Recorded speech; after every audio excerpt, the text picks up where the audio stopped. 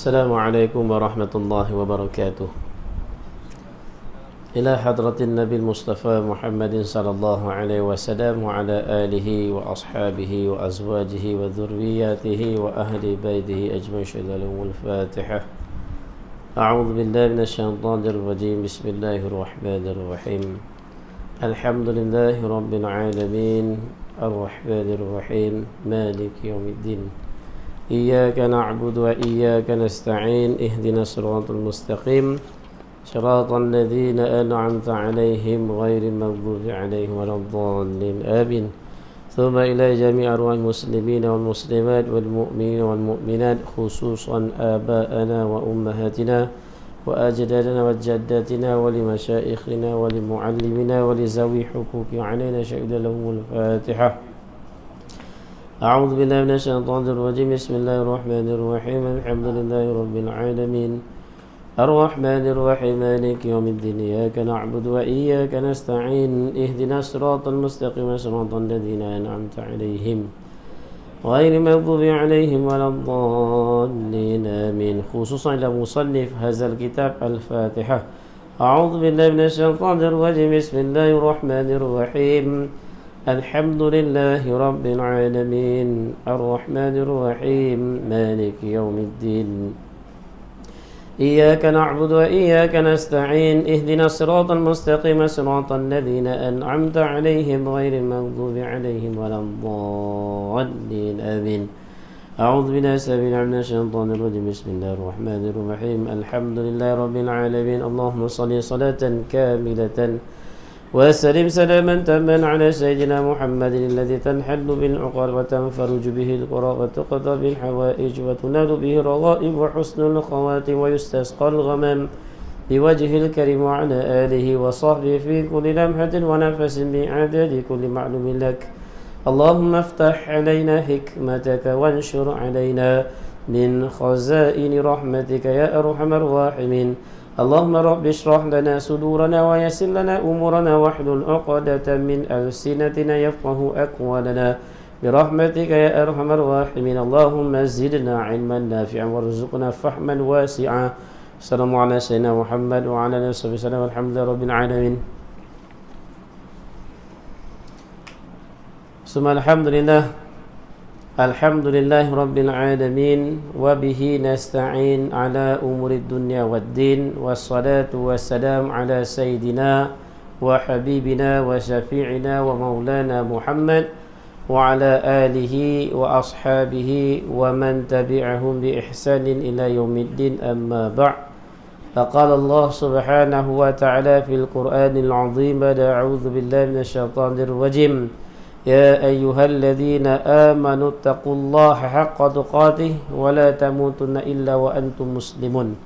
صدق الله العظيم. وقال النبي صلى الله عليه وسلم من مات وهو يعلم أنه لا إله إلا الله دخل الجنة أو كما قال النبي صلى الله عليه وسلم. Alhamdulillah, tuan-puan yang dimuliakan Allah Subhanahu wa taala sekalian, pertama kita syukur pada Allah. Pada malam ini Allah Subhanahu wa taala masih lagi beri peluang pada saya, pada kita semua, pertama hidup di muka bumi Allah, atas maksud kita nak baiki amal kita, nak baiki iman kita, supaya iman dan amal kita diterima oleh Allah Subhanahu wa taala, diredai oleh Allah Subhanahu wa taala, dan tersyukur pada Allah Subhanahu wa taala juga yang telah mengurniakan kepada kita nikmat iman dan Islam. Dan dengan nikmat iman itu dapat kita mengamalkan agama Islam dalam kehidupan kita. Sebab tidak ada jalan lain, tidak ada jalan keselamatan di dunia ni maupun di akhirat hanya dengan jalan agama Allah Subhanahu wa taala. Inna ad-dina 'indallahi al-Islam. Sesungguhnya agama yang diredai oleh Allah Subhanahu wa taala adalah agama Islam. Jadi jalan untuk dapat redha bagi setiap manusia yang ada di atas muka bumi ini, manusia dan juga jin, tidak ada jalan lain melainkan mereka mengamalkan agama Allah Subhanahu wa taala sehinggalah mereka mati dalam mengamalkan agama Islam. Sebab Allah kata wala tamutunna illa wa antum muslimun. Janganlah kamu mati melainkan kamu mati sebagai seorang Islam. Jadi pentinglah untuk kita usahakan atas Islam dalam diri kita. Kan, untuk dapatkan Islam, iman kena betul. Sebab tu iman dan Islam dia tidak boleh dipisahkan. Kalau dipisahkan iman dan Islam, maka Islam akan rosak. Kan? Dan iman saja tak amalkan Islam pun tak boleh juga. Iman je pada Allah, iman je pada Rasul. Mana mungkin orang yang beriman pada Allah dan beriman pada Rasul, dia tidak mengamalkan agama Allah Subhanahu wa taala. Sebab tu dua-dua kena seiringan, barulah amal tu meningkat sehingga menjadi darjat takwa. Takwa ni apa? Takwa ni dia mengamalkan agama dengan kesungguhan. Dengan iman yang ada dalam diri dia, dia mengamalkan agama dengan sungguh-sungguh. Bukan dia asal amal saja. Sebab tu pentingnya iman. Jadi insya-Allah akan masuk perkara tu juga pada malam ni kita dapat bertemu juga. Saya pun tak sangka juga pada malam ni boleh sampai di sini kan, sebab macam-macam perkara telah berlaku di Mekah sebelum ni kan. Makcik saya pula boleh jatuh pula dalam bilik air, masuk pula hospital. Saya jangkakan, saya ingat saya duduk dekat Mekah sebulan nampaknya ni. Patah, punggungnya patah. Jadi siapa nak jaga? Tak ada orang yang jaga, melainkan saya je, anak buahnya. Kan? Kalau tidak sebulan duduk di Mekah. Tawajuh pada Allah, tak ada cara lain. Tawajuh pada Allah, doa banyak-banyak pada Allah. Alhamdulillah, pada hari akhir ketika di Madinah, alhamdulillah Allah Ta'ala keluarkan makcik saya tu, keluarkan daripada hospital dalam keadaan dia sakit-sakit, tapi dia dah boleh duduk. Masa baru jatuh dia tak boleh duduk, dia baring pun sakit. Tapi alhamdulillah dia dah boleh duduk. Kita bawa balik. Bawa balik ke Malaysia. Nak naikkan dia langkah terbang pun satu masalah juga kan. Naikkan dia, turunkan dia. Tapi apa pun alhamdulillah, dengan bantuan Allah, dengan kehendak Allah Subhanahu wa taala, maka sampailah saya pada hari ini di Malaysia dan sampailah pada di surau Haji Leman. Aku tidak bulan depan kan, tak tahu nak jumpa tak. Kan, tapi alhamdulillah malam ni kita jumpa. Alhamdulillah. Aja datang masa perkara tu. Jadi insya-Allah kita sambung pengajian kita pada muka surah 40 Jawi yang Rumi 97. 97. Tiba pada tanbihun. Tanbih. Tanbihun. Qala musannif rahimahullahu ta'ala wa nafa'ana bi ulumin fi daraini amin. Tanbihun, satu peringatan. Tanbih bahasa Arab, bahasa Melayu dipanggil peringatan. Awas. Dipanggil peringatan. Jadi peringatan bermula hakikat iman. Bermula hakikat iman dengan iktibar ataupun ibarat ataupun pengajaran, pengajaran daripada hidayah Allah Subhanahu wa taala pada azali, iaitu qadim. Tu dah hakikat iman dia. Apabila kita dah masuk hakikat iman, maka kita dah mula faham dah bahawa Allah SWT itu qadim. Sebut saja qadim, maka Allah Ta'ala tu mawujud yang tidak ada permulaan. Itu nama qadim. Qadim ni maknanya wujud Allah azali lagi, yang tidak ada permulaan. Itu yang perlu diperingatkan tu. Tu dia suruh bagi ingat. Tu yang dia nak ingatkan pada kita, Syekh ni. Dia kata beringat. Jadi hakikat iman itu dengan iktibar, sekiranya diibaratkan ataupun pengajaran yang sebelum ini Hidayat iaitu petunjuk Allah Subhanahu Wa Taala, daripada petunjuk Allah Subhanahu Wa Taala pada azali iaitu qadim ia. Maka Allah tu qadim, sedia kala, tidak ada permulaan, tidak ada pengakhiran. Mana kita fahamlah. Maka Allah Ta'ala bila dia wujud, qadim, yang tidak ada permulaan. Ini yang kita nak masukkan dalam hati kita. Ini yang betul-betul kita nak tanamkan hati kita.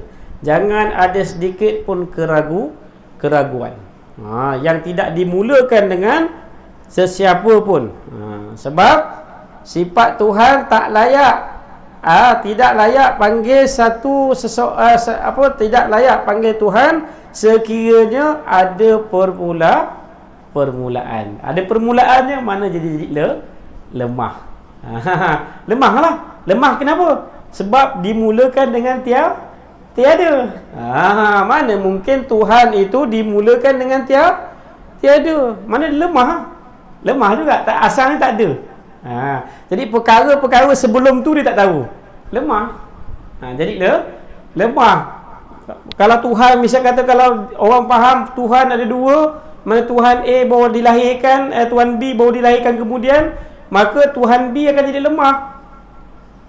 Tuhan B akan jadi lemah. Jadi lemah apa? Sebab dia tak tahu ketika zaman pemimpinan Tuhan A tu, apa yang berlaku pada zaman Tuhan A dia tak tahu. Jadi akal kita tak terima macam ni. Tuhan tu bersifat lemah, tak boleh terima. Sebab tu kita nak kena tahu bahawa hakikat iman itu iaitu kita nak meyakini bahawa Allah Subhanahu Wa Taala itu qadim, yang tidak ada permulaan. Kemudian apa lagi? Adapun dengan i'tibar ataupun ibarat tasdik pula, tasdik mukallaf, dengan i'tibar tasdik mukallaf, maka iaitu baharu. Sebab tu kita nak tasdikkan dalam hati kita bahawa selain daripada Allah SWT, iaitu yang diberatkan. Mukallaf tu dia asal makna dia kalfatun, kan? Mukallaf ma talaba fihi kalfatun, iaitu apa yang menuntutkan dalamnya diberatkan. Maknanya orang yang diberatkan, sesuatu yang diberatkan adalah baharu. Kita diberatkan, kena buat ibadah, kena sujud, kena taat pada perintah Allah, diberatkan. Manusia kena patuh, kena makan tak boleh tak makan, kena minum tak boleh nak minum, diberatkan. Itu nama mukallaf. Mana yang diberatkan itu adalah baharu. Apa makna baharu? Asalnya tiada, baru diadakan. Kita ni dulu tak ada. 100 tahun dulu siapa ada? Tak ada. Siapa seorang pun tak ada kat muka bumi ni. Ada tak dalam ni umur 100 tahun? Tak ada. 100 tahun dulu kita tak ada. InsyaAllah 100 tahun kemudian ni kita tak ada. Sebab apa? Kita dah faham dah nilai hidup kat dunia ni. Nak hidup apa lama? Nak hidup 100 tahun, 70 tahun pun dah mengulupur dah kaki. Kok nak buat ibadat haji lah ataupun umrah lah, dalam ibadat usia 75 tahun tu, dia dah nampak skuter dah kat atas. Skuter, terus tanya orang, berapa sewa skuter? Kan dia dah nampak skuter kat atas nak tawaf besar, kan? Tak larat lagi nak tawaf kat bawah. Kalau umur dah meningkat lagi, kalau umur 100 tahun, ya Allah, tak tahu siapa lah nak tolak. Tu satu hal, naik skuter, nak pergi ke skuter tu siapa tu? Siapa yang nak nolak pergi naik ke skuter tu? Kena cari juga. Boleh ada orang tukang tolak, ada upah. Kan? Tapi nak fikir nak pergi naik atas Masjidil Haram, kan? Naik tinggi tu, nak pergi masuk dalam. Allah. Kan? Kita pernah faham dah, tak payahlah hidup 100 tahun, kan? Lebih baik mati. 100 tahun kalau kita tak menyusahkan orang, tak apa. Ini kita nyusahkan orang. Tu dia. Jadi kita memang nak balik kampung kita yang sebenar. Kampung kita kampung akhirat. Jadi itulah dia nak beritahu. Maka dengan iktibar tasdik mukallaf, iaitu yang diberatkan oleh seseorang itu, maka iaitu baharu. Kita ni semua baharu. Selain daripada Allah, baharu. Allah Ta'ala mukhalafatu lil hawadis. Bersalahan Allah Ta'ala dengan segala yang baharu. Tak sama. Sebab tu Tuhan dan makhluk sekali-kali tidak sama. Daripada apa jua segi aspek. Apa yang tergambar dalam kepala fikiran kita, semua yang tak sama sebenarnya. Bila tengok hakikatnya, besok di akhirat insya-Allah. Kita akan melihatnya besok di akhirat. Kemudian ketahui olehmu bahawasanya iman iaitu terbahagi, ia iman itu atas 5 bahagi. Terbahagi pula iman. Tadi cabang, ni bahagi pula. Tadi iman kan 70 cabang. Ini masuk pula iman terbahagi kepada 5 bahagian. Iman tu terbahagi kepada 5. Kalau nak dikelaskan 5 kelas. Kalau nak didarjatkan 5 darjat. Ikutlah. Kalau nak dilevelkan 5 level. Level 1, level 2, level 3, level 4, level 5. Sebab iman ni dia ada tingkat-tingkatan. Sebab apa? Syurga Allah Subhanahu Wa Taala juga bertingkat-tingkat. Syurga yang paling tertinggi adalah syurga tu Firdaus. Nak dapat syurga Firdaus tu, mestilah dia kena ada level-level dia. Macam satu orang, dia nak panggil dia satu orang profesor, mesti dia ada menjalani ujian-ujian dia. Tahap pertama sebelum dia nak ambil dia ambil UPSR dulu. Lepas tu naik tingkatan lagi, dia ambil PMR pula. Lepas PMR, tahulah tu perempuan jumpa PMR tak? Ke LCE kan? Kemudian lepas PMR naik pula SPM. Lepas SPM naik pula diploma. Lepas diploma degree. Naik dan terus sampai PhD. Dia pun ada tingkatan. Barulah dapat prof. Kan? Kalau tidak, ikutlah tingkatan masing-masing. Kalau standard UPSR ikut standard tu. Begitu juga dengan tingkatan syurga. Tingkatan syurga. Syurga pada anbiya, syurga tu Firdaus. Sebab apa? Sebab ujian dia lebih tinggi lagi. Kita boleh capai tak? Boleh. Kalau kita ada tolak, ada usaha. Sebab syurga tu milik Allah. Syurga tu milik Allah. Kalau Allah suka dengan kita punya amal, redha dengan kita, Allah nak masukkan kita dalam syurga, apa masalah? Siapa boleh halang? Seorang pun tak boleh halang. Jadi iman itu terbahagi di atas 5 bahagi. Yang pertama, iman yang hasil daripada taklid. Ni dipanggil iman taklid. Iman taklid ni iman yang bahaya sebenarnya. Kalau dia iman jadi iman taklidnya, dia bahaya. Apa iman taklid? Iaitu iman seseorang yang hasil ia seseorang itu daripada mengikut gurunya juga, padahal sunyi ia daripada dalil. Maknanya tak ada dalil. Kau kata kau beriman pada Allah Ta'ala, apa dalilnya? Tak ada. Aku ikut guru aku ikut ustaz aku. Dalil dia. Kenapa kau beriman pada Allah? Mana kau tahu Allah ni ada? Apa dalilnya? Dalilnya aku ikut guru aku. Dia tak ada dalil. Dia tak boleh nak keluarkan dalil, dia ikut guru dia. Itu dia panggil iman taklid. Jadi iman yang macam ni macam mana? Jadi demikian iman yang macam hasil daripada taklid ni, iman kebanyakan orang awam. Kebanyakan orang awam. Iman kebanyakan orang awam ini silap mana tadi? Dah pergi lain. Iaitu iman seseorang yang hasil ia daripada mengikut gurunya juga, padahal sunyi ia daripada dalil. Demikianlah iman kebanyakan orang awam ini. Maka iaitu Maka iaitu jika jazam maknanya buat keputusan yang putus. Sekira jazam dia buat keputusan yang putus, seseorang itu yang bertaklid itu, yang iman bertaklid itu, dengan dia, dengan iman yang taklid itu, sekira-kira jika berpaling gurunya, kalau gurunya berpaling kepada ke lain daripada i'tiqad itu, nescaya tiada ia berpaling mengikut gurunya, dan dia tak ikut pada guru dia, dia tetap beriman pada Allah, dia tetap juga, dia jazam, putus, tak berubah-ubah, beriman pada gurunya, padahal tetap ia atas i'tiqadnya, maka iaitu sah imannya atas qaul yang mu'tamad. Siapa yang imannya macam ini selamat. Ni banyak kan. Lagi orang yang orang yang tak mengaji. Orang tak mengaji dia ikut dia ikut guru dia. Kenapa kamu iman? Aku ikut guru aku. Tapi sekiranya kalau guru dia berpaling, dia tetap juga, dia mesti ikut. Kalau guru aku berpaling tempat lain, tak ada, guru aku biar ada, aku tetap taklid, aku iman pada Allah. Ini dipanggil iman taklid yang jazam. Sekiranya dia jazam, maka qaul mu'tamad mengatakan sah iman dia.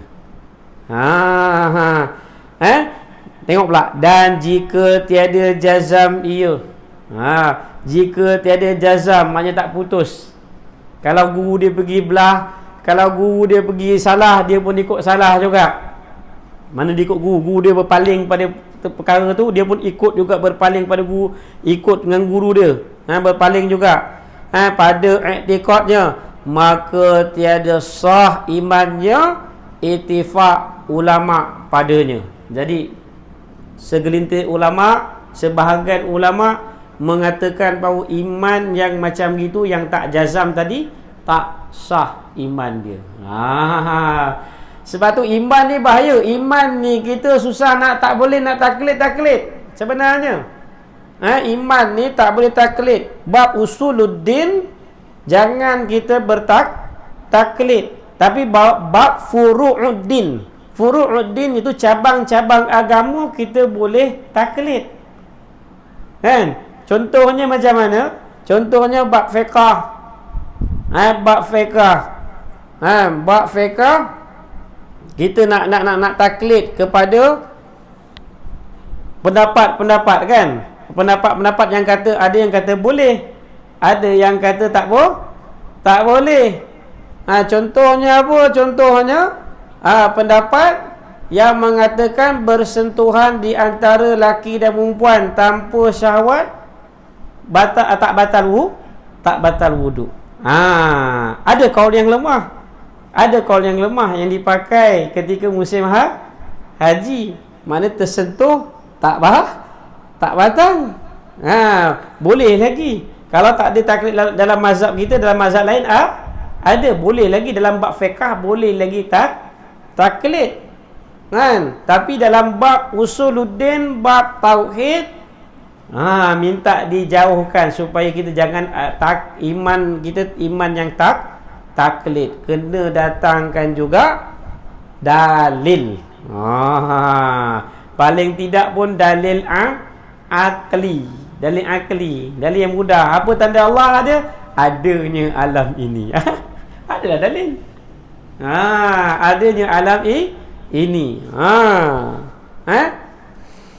Tetapi kalau sekiranya dia ada kemampuan nazar, iaitu kemampuan yang mendalam, dia ada kemampuan yang mendalam yang dia boleh usahakan, dia boleh dapat, dia boleh usahakan dalil, tapi dia tak nak usahakan, ini menjadi satu kesalahan. Dia kena usahakan juga untuk datangkan dalil. Tak boleh dia tak usaha. Sebab apa? Dia ada nazar, maknanya dia boleh berfikir secara mendalam. Dia kena usahakan juga.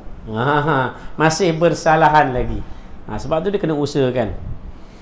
Jadi kalau jika ia tidak jazam, dan jika tiada jazam ia seseorang itu pada taklidnya, pada i'tiqadnya, maka tiada sah imannya, ittifaq ulama padanya. Sebagian ulama berpendapat tak sah iman yang taklid yang tak jazam. Itu bab yang pertama. Itu Iman yang pertama, iman taklid. Tu iman dalam bahaya lah sebenarnya. Tahap satu.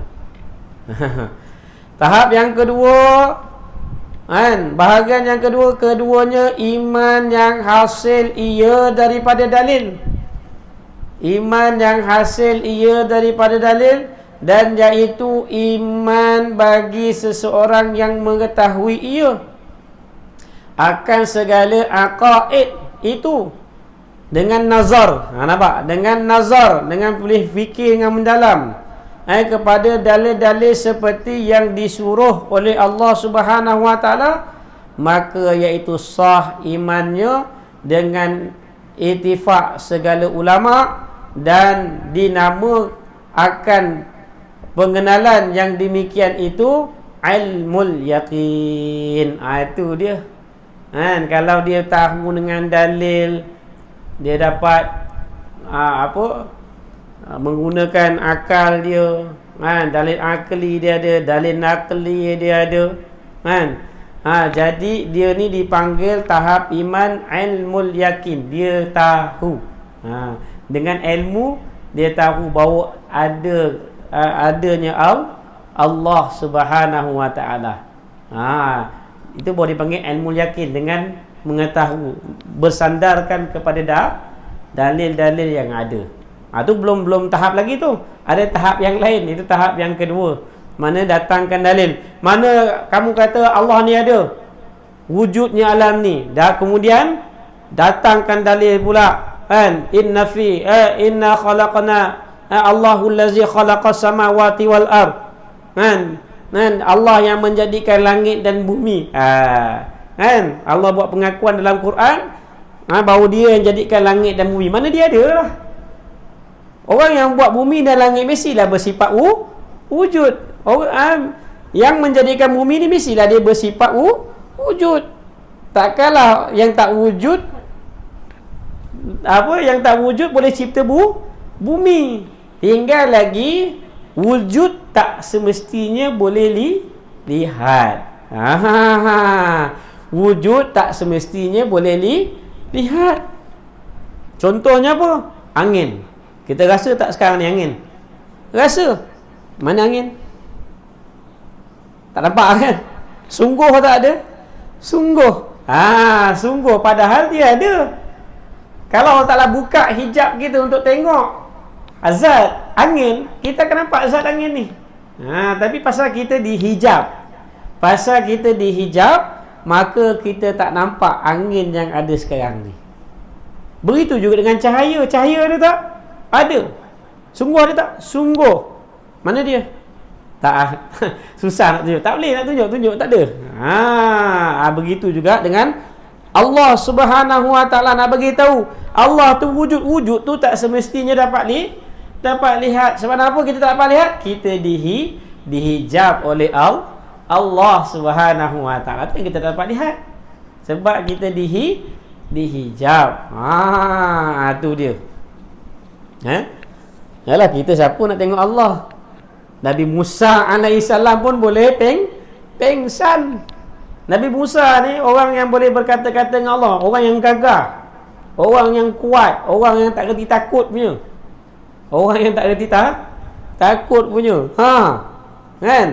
Nak tengok wajah Allah langsung tengok bukit. Bukit terpelanting terus dia pengsan. Tu Nabi Musa alaihissalam, tu cerita dalam Quran. Pengsan Nabi Musa alaihissalam. Apatah lagi kita. Tapi khusus kepada Nabi SAW saja. Nabi lihat Allah Subhanahu Wa Taala di mana? Di Sidratul Muntaha. Nabi lihat tempat lihat, bukan Allah tu di Sidratul Muntaha. Jangan kita faham pula Allah kat Sidratul Muntaha. Salah. Tempat lihat Allah. Allah jemput Nabi nak buka hijab tu, sehingga Allah angkat Nabi sehingga ke Sidratul Muntaha. Tempat lihat. Macam hari ni lah kita nak pergi tengok anak bulan. Tengok anak bulan pergi mana? Teluk Komang. Setiap kali nak tengok bulan puasa je semua sibuk. Jabatan-jabatan agama semua sibuk nak nentukan dah keluar ke belum anak bulan. Itu pun kadang-kadang tak nampak anak bulan. Teropong, pap, nampak anak bulan. Adakah anak bulan tu kat Teluk Komang? Tidak.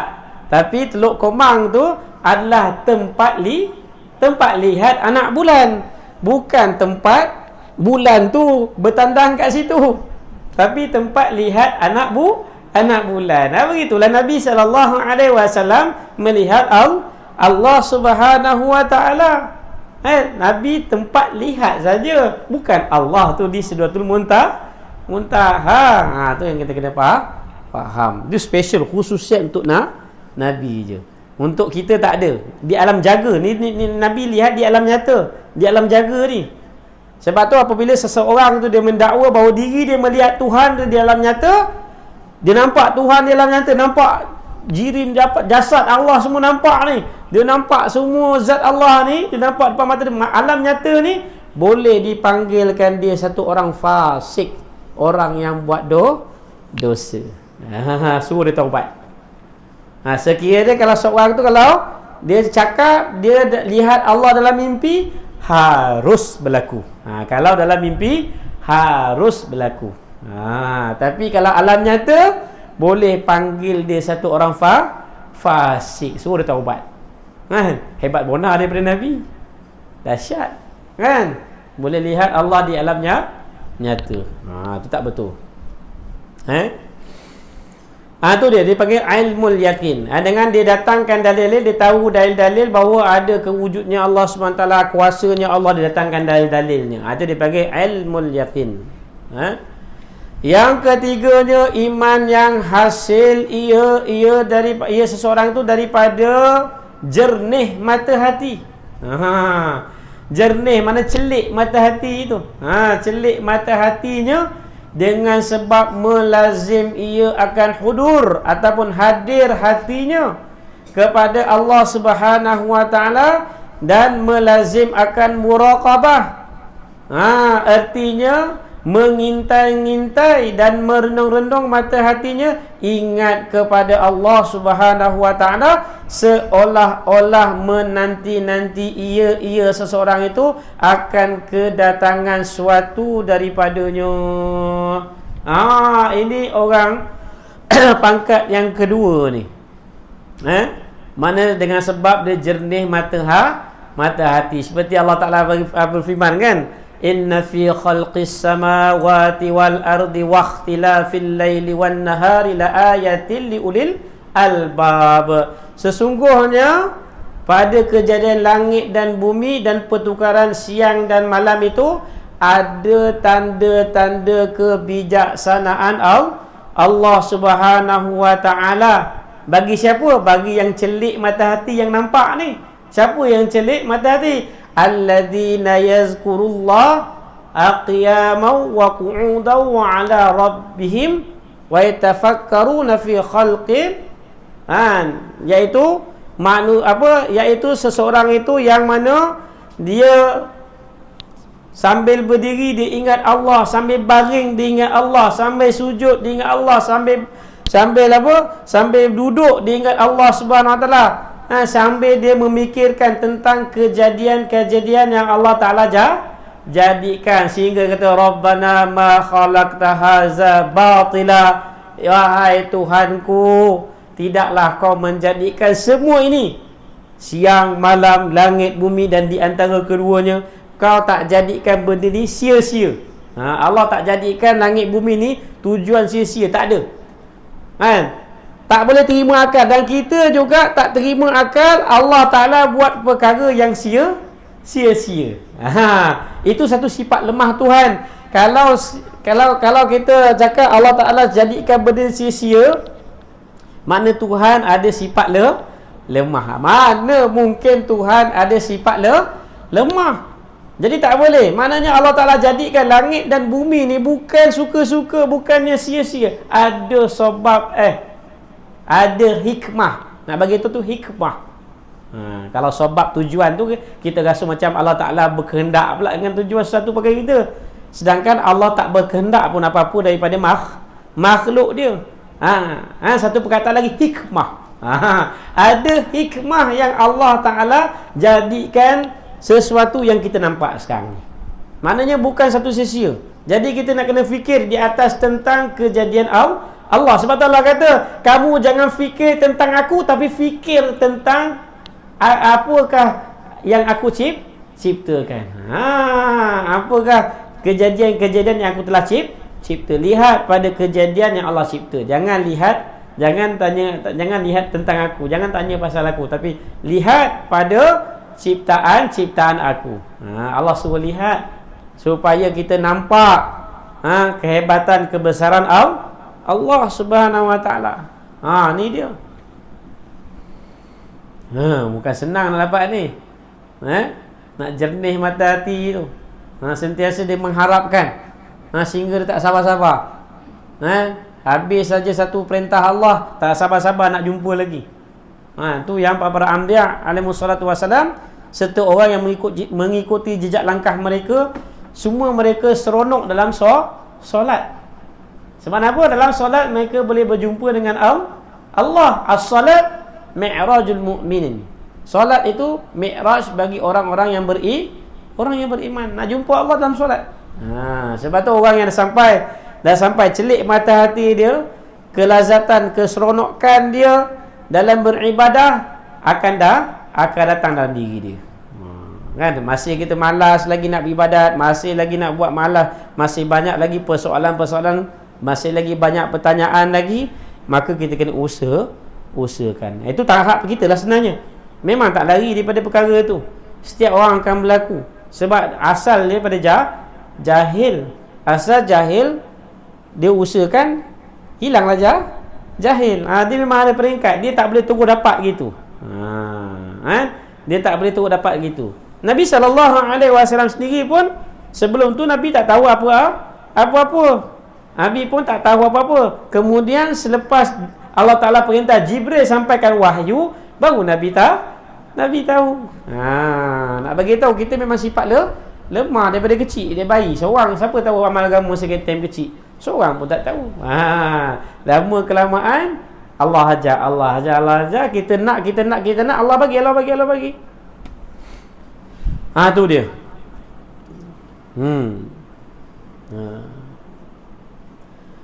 Itu yang ketiga. Mana jernih mata hati dengan sebab melazim ia akan hudur hatinya kepada Allah Subhanahu Wa Taala dan melazim akan muraqabah. Muraqabah ni dia fikir tentang kejadian-kejadian alam ini. Tentang kejadian-kejadian yang Allah jadikan. Iaitu artinya mengintai-ngintai dan merenung mata hatinya, ingat kepada Allah seolah-olah menanti-nanti ia akan kedatangan suatu daripadanya. Menanti apa Allah nak bagi ni. Mengintai-ngintai. Maknanya dia dah nampak dah nikmat Allah, dia tak sabar-sabar. Apa ganjaran daripada Allah SWT. Apa nak Allah nak bagi, apa nak Allah nak buka kat aku ni. Kan? Seronok dia dah kenal. Mana dia dah start kenal lah. Dia dah start kenal Allah Subhanahu Wa Taala. Yang keempat, iman yang hasil ia daripada hak. Iman yang sebenar, hasil daripada yang sebenar, iaitu iman seseorang yang hasil ia daripada musyahadah. Musyahadah ni tinggi lagi. Alam musyahadah ni tinggi lagi. Ni tak tahulah siapa yang dapat ni. Siapa yang ada musyahadah dalam ni? Allah. Kan? Iman musyahadah ni, dia daripada musyahadah akan Allah Subhanahu Wa Taala. Dia dah bersaksi dah tak nampak lain dah. Dia dah tak nampak lain dah. Dia nampak hari ni kita nampak orang, nampak pokok. Dia dah tak nampak tu lah semua dah. Dia dah nampak dah. Inilah dia. Allah Ta'ala yang aturkan. Tidak berlaku sesuatu perkara ni melainkan semuanya dengan izin Allah. Yang berlaku sekarang ni bukanlah perbuatan manusia, bukanlah perbuatan sesiapa, tapi dia dah nampak dah. Ini semua datang daripada Allah Subhanahu Wa Ta'ala. Bukan senang. Masa time nikmat datang, sedap lah kita. Alhamdulillah nikmat datang, memang syukur Allah. Time musibah datang, kan? Time kemalangan kena pula, na'udzubillah. Di mana ketika itu pada itu?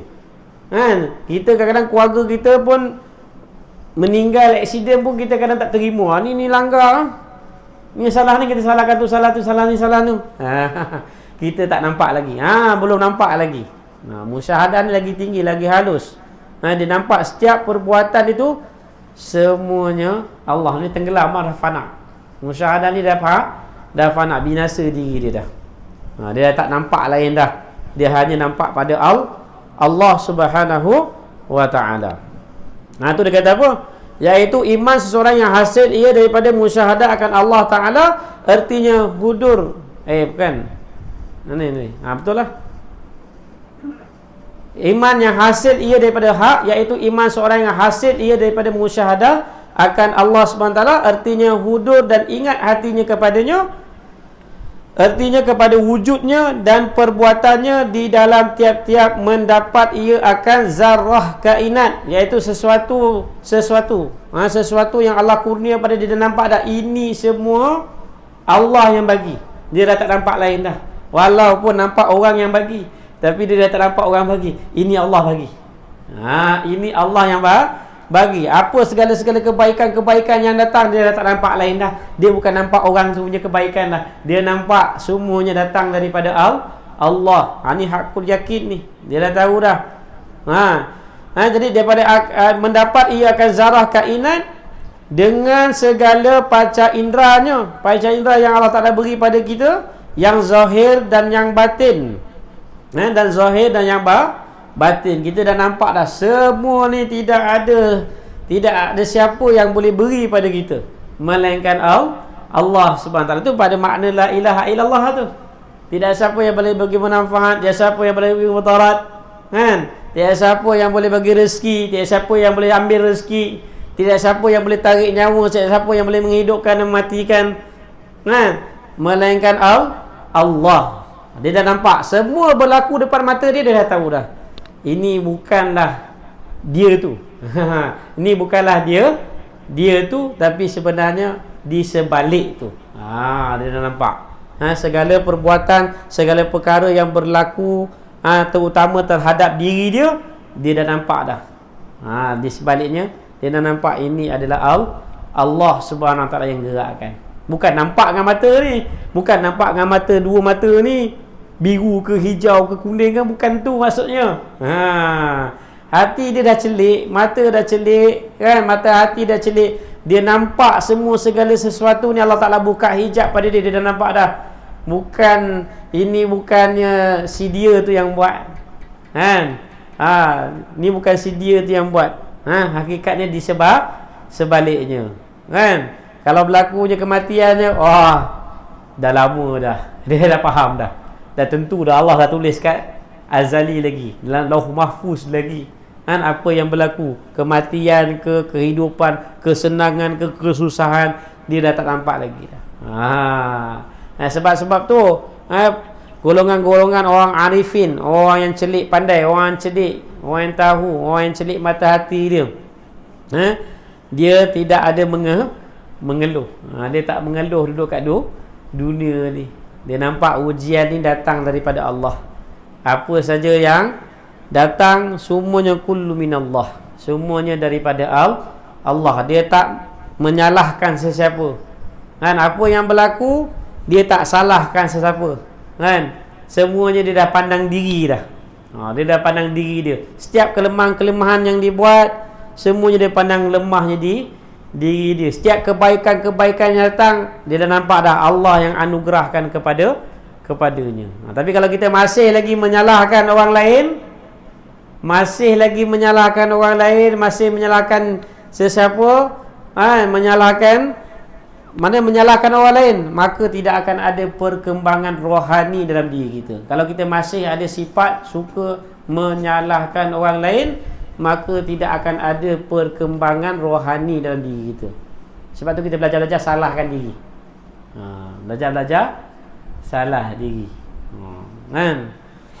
Supaya kita jangan tengok nampak buruk, nampak kawan kita tu nampak ada keburukan, jangan tengok keburukan dia. Carilah kebaikan yang dia ada. Keburukan tu semua tembak pada kita. Kita lihat pada keburukan kita. Kita lihat pada diri, kita lihat diri kita buruk. Kalau lihat orang, lihat kebaikan orang.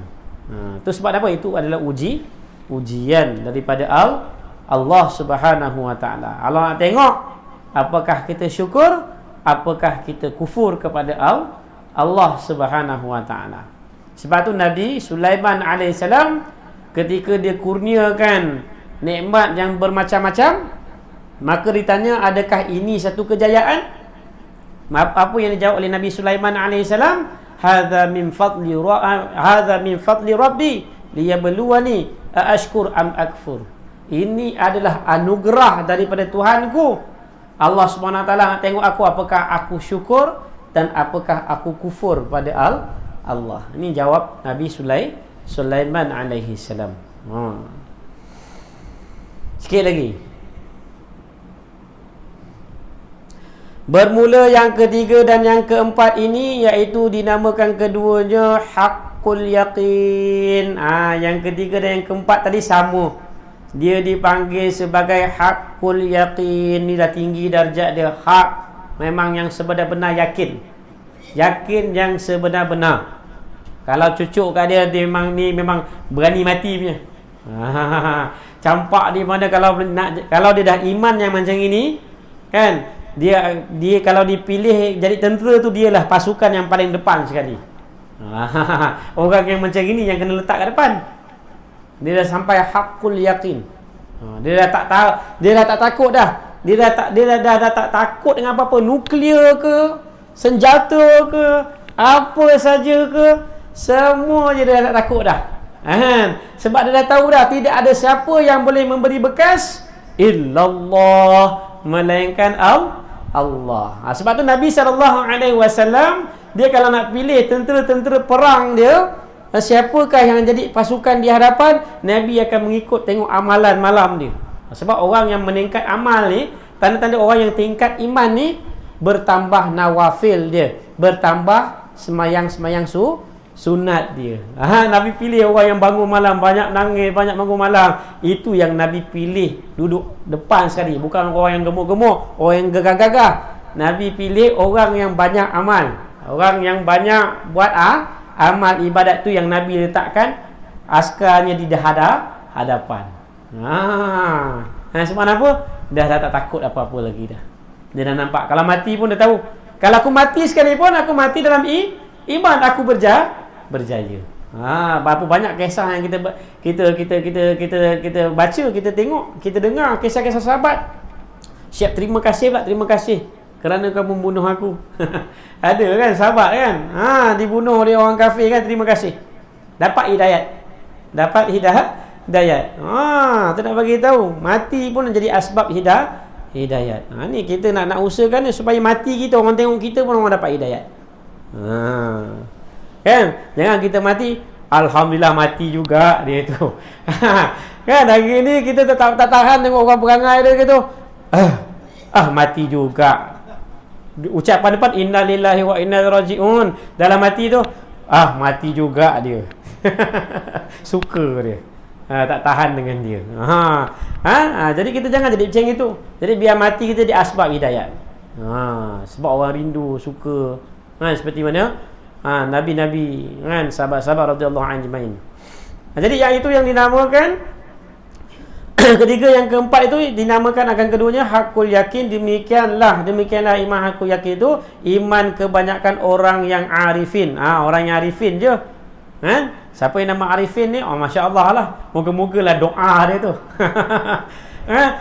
Sebab orang tua dulu letak nama arifin ni, inilah tujuan dia, supaya dia menjadi orang yang cerdik, bijak, pandai, yang boleh bagi tunjuk. Arif, dia tahu. Ni dia golongan orang arifin, orang yang celik pandai, orang celik mata hati, orang yang dah musyahadah. Moga-moga lah doa. Nama tu bagus lah. Moga-moga dengan nama tu di doa dapat arifin. Tapi arifin ni tak semestinya nama orang yang bukan nama arifin pun dia boleh dapat, insya-Allah. Tak ada masalah. Dia boleh dapat. Ni nak bagi satu makam. Makam golongan orang-orang arifin. Orang yang arif, orang yang tahu, orang yang cerdik pandai tentang akhirat.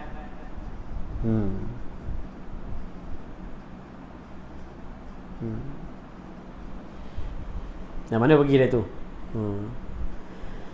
Iaitu dinamakan hakul yakin. Demikianlah kebanyakan iman orang yang arifin, yang berkekalan mereka itu dalam musyahadah. Nampak? Musyahadah tu dia tak lari dah, orang memang tak lepas lah.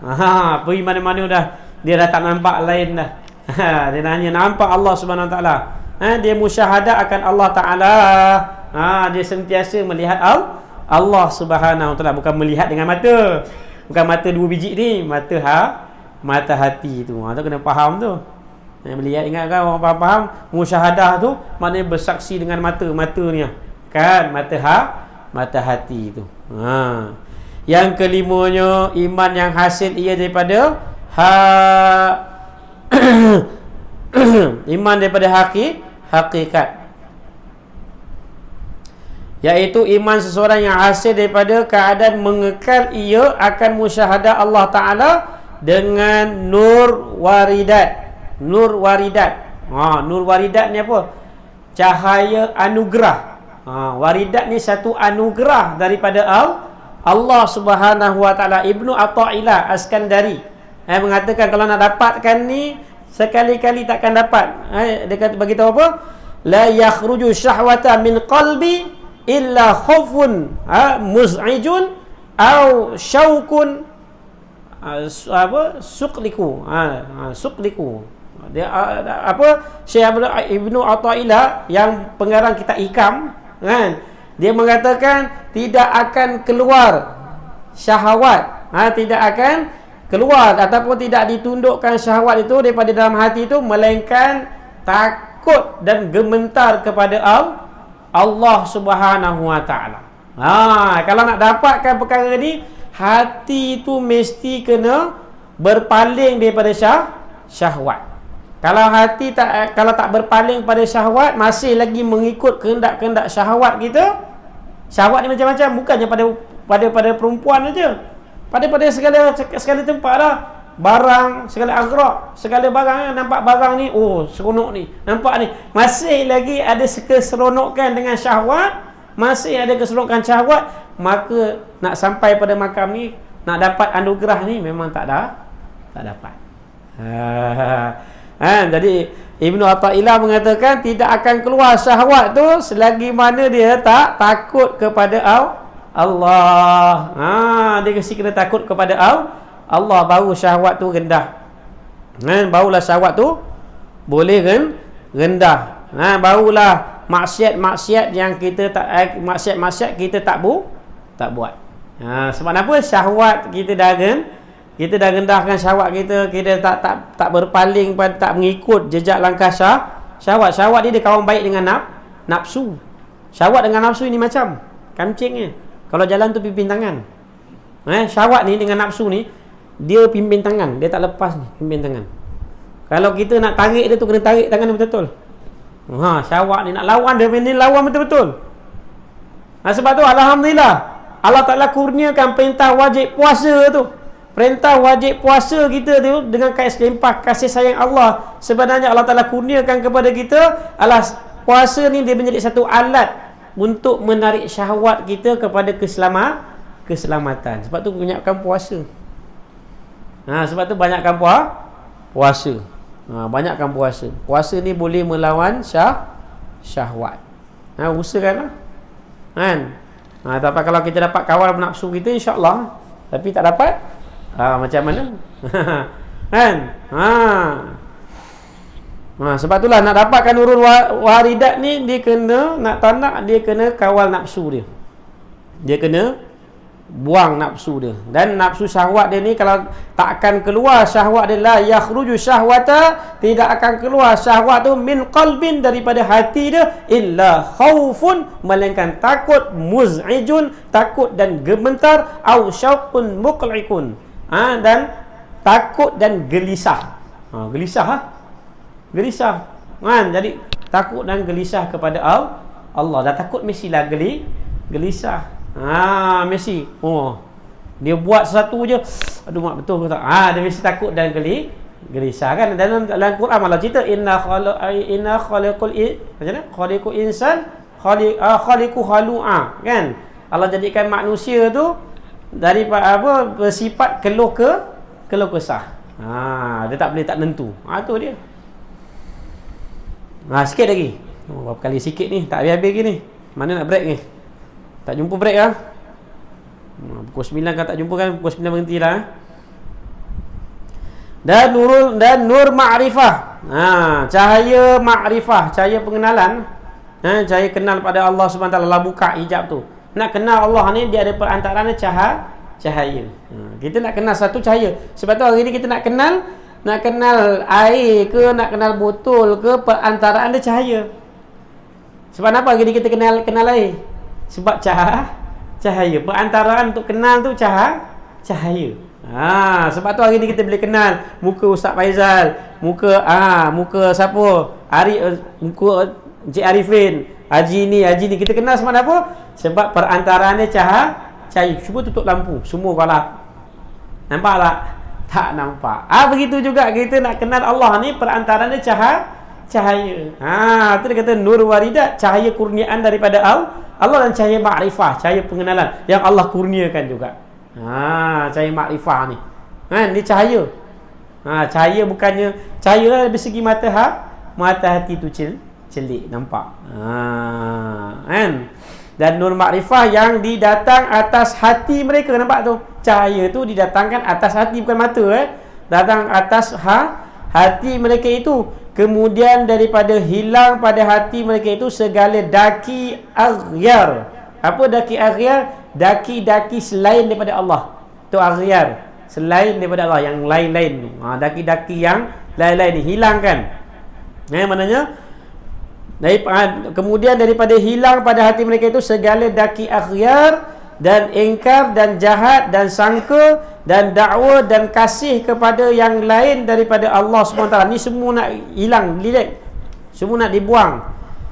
Dan sekira-kira dan berpalinglah ia daripada tiap-tiap sesuatu yang lain daripada Allah Subhanahu Wa Taala, pada zahirnya dan batinnya kepada Allah. Dia dah buang semua, dia dah delete semua dah. Dia berpaling daripada benda yang aghyar, yang sibuk, yang macam-macam tadi, daki-daki macam-macam kerosakan tadi.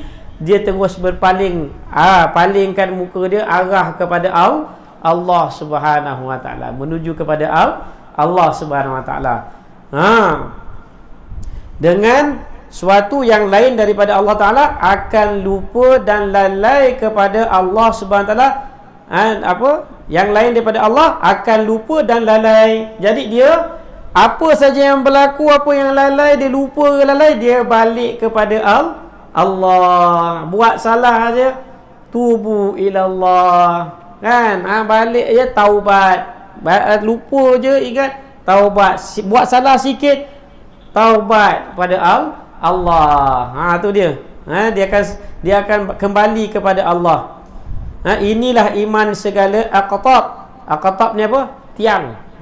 Aqtab ni iman yang orang yang tiang betul-betul ni. Nak bagi dipanggil aqtab dia, orang yang tiang.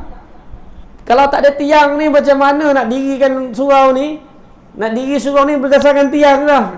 Nak bagi tahu tu tahap iman aqtab ni, iman yang tiang. Kalau tak ada, kalau tiang ni bagi tahu, dia tegak je. Dia akan tegak je. Memang stable je. Tu dekat aqtab. Dan ghaus. Ghaus ni apa? Selesa, lega. Dah kuat, kukuh. Selesa tak kita dalam surau ni? Dia fikir tak surau ni nak roboh? Tak ada. Sebab apa? Kita tahu dah tiang ni tegak, tiang ni kukuh. Dah tiang tegak, dah tiang kukuh, dah kita tak fikir dah pasal bangunan ni. Walaupun bangunan ni dah makan usia lebih pada berapa tahun? 50 tahun ada? Dah lebih 50 tahun, semua tak risau pun pasal apa, relax ke, boleh sandar, boleh apa, duduk. Sebab apa? Dia dah tahu dah tiang tu kukuh. Apabila tiang dah kukuh, datang kelesaan. Dah kukuh, selesa lah. Kan? Dia lega lah. Lega. Memang iman. Dia rasa keselamatan. Iman yang selamat. Tu dia. Mana lagi tadi? Dan ghaus yang dinamakan akan iman mereka itu kamalul yakin, iman yang sempurna. Kamalul yakin yang paling tinggi, iman yang sempurna. Iman yang sempurna ni lah dia. Dia dah tak goyang-goyang lagi dah. Apa yang datang pada semua dia dah nampak Allah Subhanahu Wa Taala, dan dibagikan pula dan dibagikan iman itu dengan iktibar namanya atas 5 bagi pula. Wallahu a'lam. Cukup dah tu. Dah jumpa break dia. Wallahu a'lam. Payah nak cari break dia ni. Kitab lama. Kitab lama ni memang susah nak break. Tengok kalau kita lori lama, kereta lama nak break payah, dia pakai drum. Kalau kereta sekarang senang. Dia ada ABS break. Kan? Dia pakai disk, empek disk. Faham? Senang berhenti Kalau kitab lama ni, dia lambat nak break tu. Kan? Dia dah jalan tu nak berhenti malah. Dia nak jalan je. Allahu akbar. Wallahu a'lam. Cukup betul. Ada soalan ni? Tak ada kot.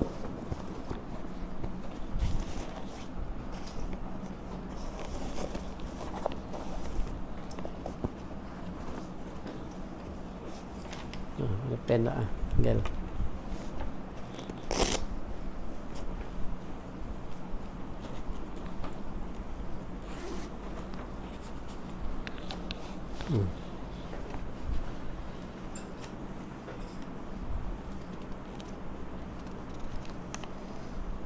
Wallahu a'lam, insya-Allah. Doakan saya lah. Saya mungkin malam ni juga saya balik ni. Malam ni juga ke Johor Bahru, insya-Allah. Doa insya-Allah. Bismillahirrahmanirrahim. Rabbana zalamna anfusana wa illam taghfir lana wa tarhamna lanakunanna minal khasirin. La ilaha illa anta subhanaka inna kunna minadh dhalimin. Allahumma arinal haqqan haqqan warzuqna ittiba'ahu wa arinal batila batilan warzuqna ijtinabah. Allahumma hdina wahdina wahdina sajami'a waj'alna sababan liman ihtada. Allahumma hdina siratal mustaqim siratal ladzina an'amta 'alaihim minan nabiyyin wasiddiqin wasyuhada'i wassalihin wa hasuna ulaika rafiqa ya arhamar rahimin. Wa sallallahu ala sayyidina Muhammad wa ala alihi wasallam. Alhamdulillahirabbil alamin. Taqabbalallahu minna wa minkum taqabbal ya karim. Subhanallah bihamdihi subhanakallahumma bihamdika asyhadu an la ilaha illa anta astaghfiruka wa atubu ilaik. Assalamualaikum warahmatullahi wabarakatuh.